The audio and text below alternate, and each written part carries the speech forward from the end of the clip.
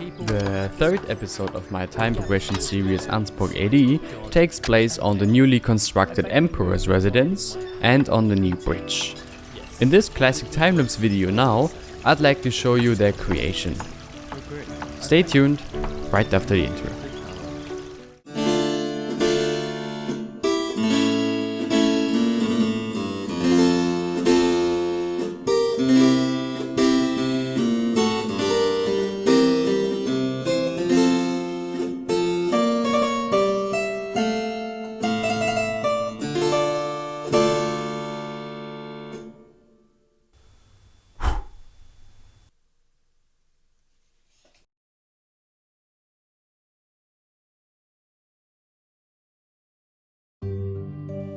Hey guys, my name is Titan and I welcome you to this second video of the third episode of my Cities Skylines series Ansburg A.D, in which we follow the story of a fictional German town through more than 1300 years. Now, as I already said at the beginning of this video, on the topic for today is the construction of the Emperor's residence, the Kaiserpfalz of Ansburg, as well as the construction of the wooden bridge over the River Sala, but we'll come to that later in this episode. For now, you are currently seeing me destroying the old wooden castle of Ansburg, which, as if you remember the last episode, existed here before the Kaiserpfalz, and right now I'm sort of transitioning this old wooden castle into the Kaiserpfalz. That is a more fortified stone castle, fitting for the time frame in which this is set, which is about roughly the middle of the 10th century. There is not really much to say about the whole sort of creation of this, what I'm currently doing here. I'm basically just switching the old wooden walls, the old wooden palisades walls, to stone walls. Now, pretty much everything you see right now on the screen was custom made for this series. I made it so I can use it for this series. So it's not yet available on the workshop. Speaking about these white plastered or white colored stone buildings and stone wall networks, those are not yet available to the workshop, but don't worry, they will of course be available once the set is finished. At the moment it's still under construction, or it's still work in progress, because I'm adding things to the set, I'm adding buildings to the set, as I need it right now. But don't worry, just as with the video before the last one, I published a whole lot of assets. This set, this Romanesque castle set, will also be published. Now, while you basically you see pretty well what I'm doing on screen right now, I PO'd the tower just to get this stair into an angle there. I think what I'm doing there is pretty much self-explanatory. So, for a second, let me just talk about the concept of the castle building right now. So, in the fictional story for this city, the Emperor Heinrich I, the father of Otto the Great, who appeared in the last video of this series, he decided to make, or in his gratitude to this place, he decided to build a proper Kaiserpfalz, a temporary emperor's residence here.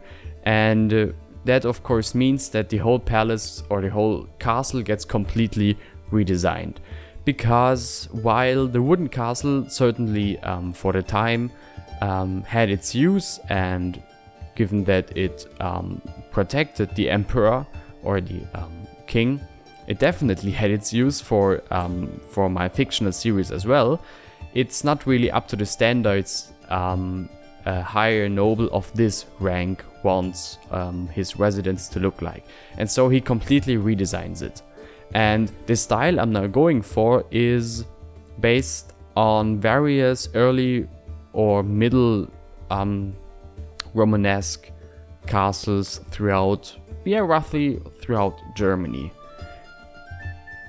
This early in the medieval ages, the castles aren't as we know them today, you know, very big, many buildings, maybe there aren't even simple walls anymore, but the whole sides of the castle are just buildings, and from the outside it's imposing, it's big, but you can't really see the general structure of it because it's just a huge pile of buildings, so to say.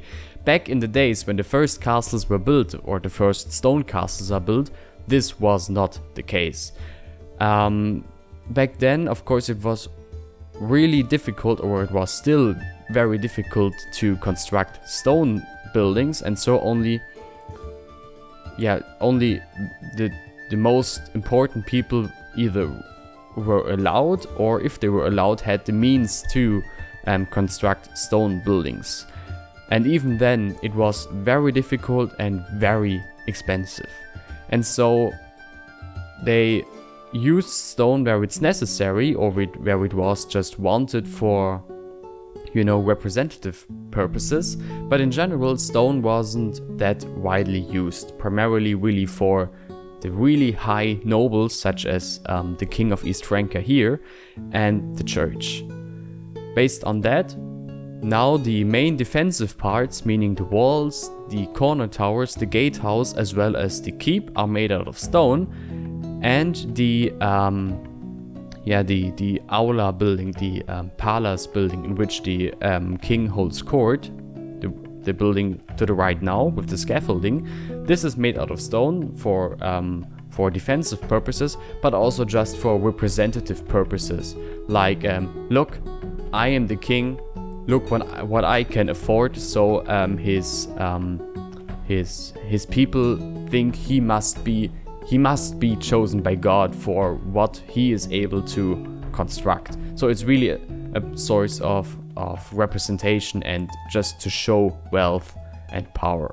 In the later Middle Ages, that somewhat changed as stone constructions became more affordable. But in the time frame we are now, this is how many castles, or many of the stone castles looked like. Very simple, still a lot of the castle buildings made out of wood and loam, and only the most important structures made out of stone. And then you also see that the stone is not just a bare stone, but it is actually painted white. And that is also something that was done very often throughout the Middle Ages, the whole Middle Ages in fact, for various reasons. Primarily it was just done to save or to protect the stone from the elements, you know, wind, rain and all that. But it also was done just to, again, show how wealthy and how rich you are, because again, it is of course expensive to paint all the walls white, and so kings or very high-ranking nobles did it just because they could. And white painted structures looked much more impressive to the people back in the days. Or, to be honest, I don't know how you feel, but to me also, a big castle on a hill that is painted completely white also seems more imposing than, you know, just a castle that has a bare stone facade. So that is the rough, or those are the design choices I made in the construction of this castle, and everything I'm doing now is just further decorating that idea. Right from the beginning, or not right from the beginning, but from the construction of the border fortress, the castle already existed of two parts. So we had the central castle or the central courtyard, and a first courtyard, which is the one doing here. And you see that what was the central courtyard before, made out of wood, now is made out of stone, but the first courtyard is still made out of wood. So you can also see there that stone is really difficult to construct and to get to the construction site. and so where it's not that necessary, wood is still the primary building material. But at least I used the fortified palisade wall for the first courtyard, just to, you know, still show that there was in fact a sort of upgrade to the whole castle complex.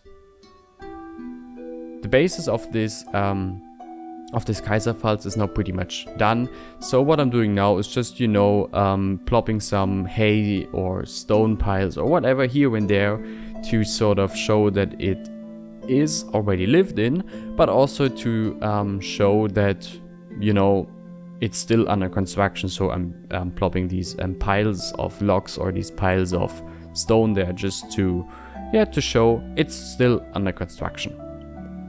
And while we still have a bit of time in this time frame now, or in this time setting now, I'd like to quickly explain to you what a Kaiserpfalz is. Just to, you know, just we were all on the right on the right train here.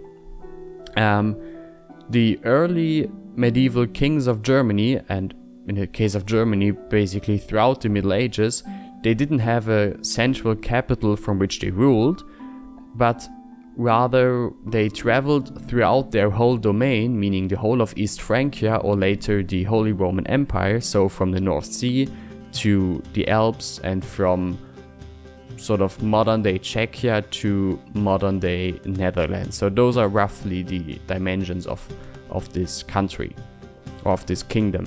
And back in the days they traveled throughout this whole, or their whole realm, just to show, look, I'm still here, you know. So they had to show their presence to their people, just to make them still believe this is our king. And of course, if the emperor or the king travels a lot, he doesn't want to stay in, you know, tents every night. So throughout the whole of modern day Germany and the adjacent countries, there were, and still are, although not recognizable anymore, there were a lot of these Kaiserpfalzes, these temporary residences. They were really just there, so the Kaiser or König, King, Emperor, whatever, he stayed there maybe for a week, and then he went to the next one, and to the next one, and to the next one. So he had a lot of these castles, but really only stayed there maybe maximum a few weeks, a whole year, if at all. Each emperor or Kaiser, or, you know, had his preferred residences, but overall they traveled quite a lot and had their domains spread throughout the realm.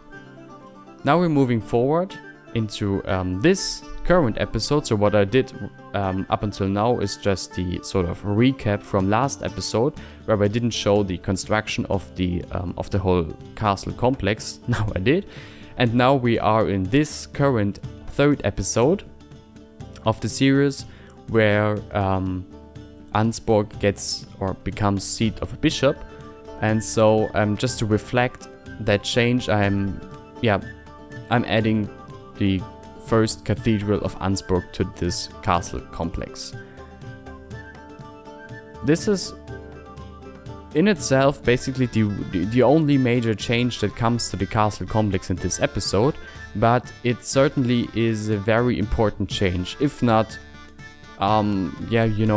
architecturally or visually, at least with regards to the story. It is a really important change to the castle, because as of now the castle was ruled by the Palsgrave in absence of the emperor, and when the emperor was there, it was of course ruled by the emperor himself. But now it is sort of ruled by the Palsgrave and the bishop.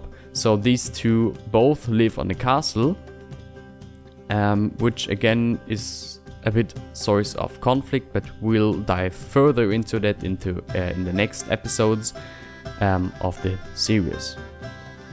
But since since Ansburg is now seat of a bishop, it also needs a proper cathedral building. And The idea I had is just that Emperor Otto gifted his court chapel here because of, you know, it's a Kaiserpfalz, an emperor's residence. So technically this whole castle belongs to the emperor, but he donated his court chapel to the first bishop, so to the church, just to show what a divine ruler he is, and to also sort of strengthen his political position by having an important ally in the region now, namely the bishop. And so I'm making this first cathedral here. Now, how I did this church, and I know it's already there and I'm only now explaining how I did it, but oh well, there were just other things to talk about. How I did that is using my Saint Bartholomew's chapel from Paderborn, and as you see, I completely, almost redid it using PO. The most important change is probably the color change. As I already explained, white colored facades, just to know, for representation and everything. So what I did was using PO. Feel free to jump a bit back if you'd like to have a closer look now. What I did was using PO and using some color rectangles to change the color of the facade, which worked really well. And to be honest, I myself am surprised how well this actually worked.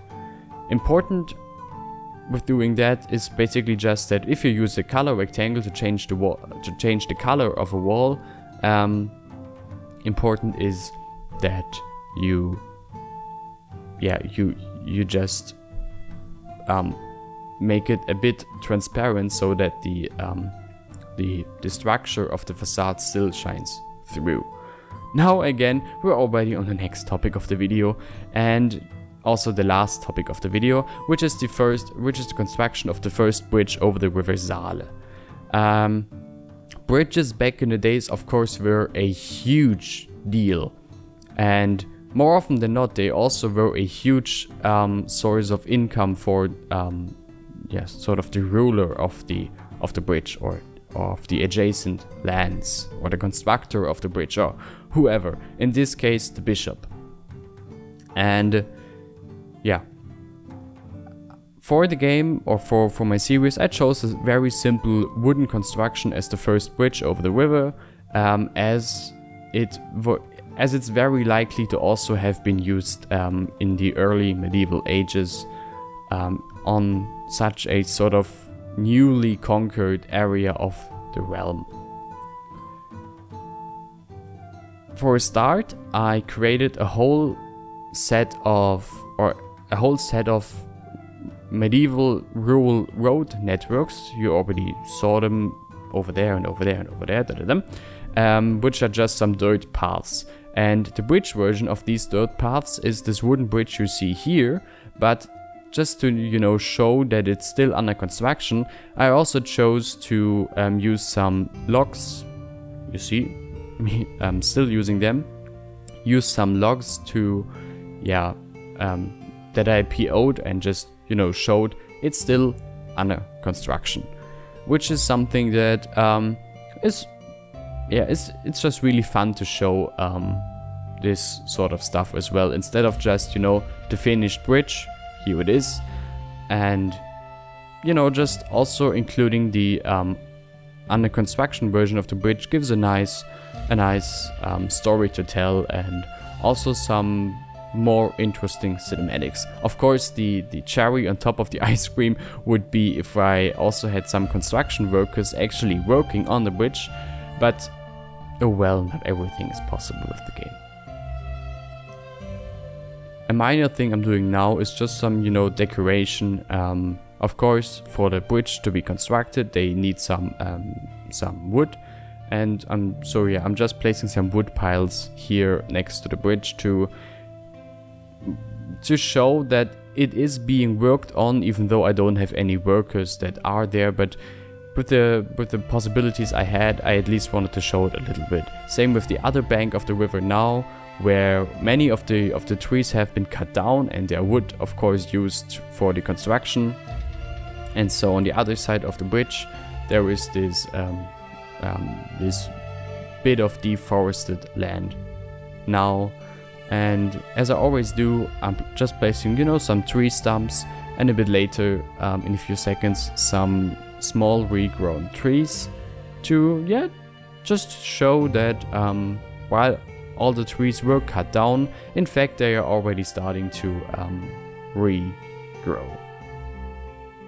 Nothing major really, but it's just some small thing to bring a little bit of life into this whole build. Now the last thing for this episode is just the completion of the bridge. So basically I remove everything that was under construction and I just extend the road network or the bridge network, and the bridge is done. Really nothing special, just a simple wooden bridge, but of course back in the days a really big deal. Now with all that being done, that's already it for this episode, and time really flew past this time. That was great. So that's it for this episode, or that's it for this video, not for this episode. That's it for this video of my series Ansburg A.D. I really hope you liked this video, and if you're new to my channel and you just developed this whole project, feel free to stop by a little bit more, subscribe to the channel if you're new here, and other than that, now have fun with the cinematics. I'll see you in the next video. A huge thanks to my patrons, of course. Until then, stay tuned, stay healthy. I'll see you then next week. Bye.